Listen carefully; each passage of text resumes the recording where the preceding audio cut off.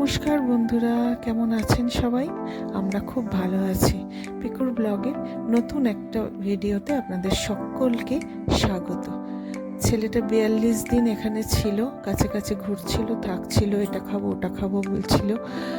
করতে করতে কখন যে হুশ করে 42টা দিন কেটে গেল, মানে চোখের নিমেষে, মানে এই আসলো, চোখ বুঝলাম, আবার চোখ খুললাম, 42 দিন যেন কেটে গেল।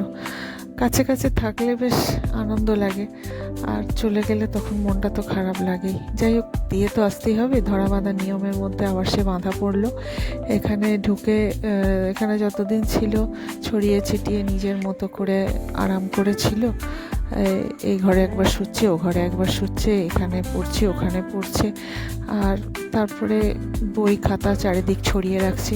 তোর পিছনে এই গুছড়ে এই ঠিক করে রাখলে, এটা খুঁজে পাচ্ছে না ওটা খুঁজে পাচ্ছে না, সেগুলো খুঁজে দিতে দিতে তারপরেই দেখতে দেখতে 42টা দিন হুশ করে কেটে গেল। তার মাঝখানে দিদার কাছে, ঠাকুমার কাছে সবাইয়ের সাথে দেখা টেকা করে এলো, সবার সাথে গল্প করে এলো।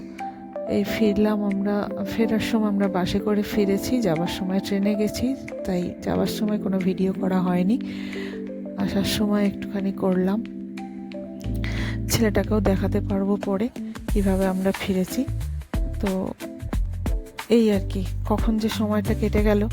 তারপর দিদি আসলো, একটু সিনেমা টিনেমা দেখিয়ে নিয়ে আসলাম ওদের দুজনকেই, দেখিয়ে মনটাও একটু ভালো হলো।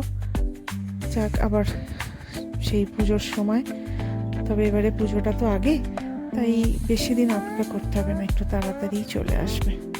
তার মাঝখানে বন্ধুদের সাথে কথা, কিরে কখন খেলতে নামবি, কখন খেলা হবে, এই সমস্ত।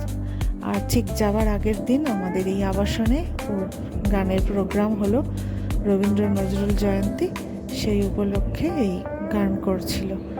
তো ভালোই হলো, প্রোগ্রাম করে আমরা রাত্রেবেলায় ট্রেন ধরলাম। প্রোগ্রাম শেষ হওয়ার সাথে সাথেই ছুটে বাড়ি এসে খেয়ে দেই আবার বেরিয়ে গেলাম, কারণ রাত্রির 11:30টায় ট্রেন, তো 10টার মধ্যে এখান থেকে বেরোতেই হবে। তো চলুন আজকের মতো শেষ করে দিই। ভালো থাকবেন সকলে, নমস্কার।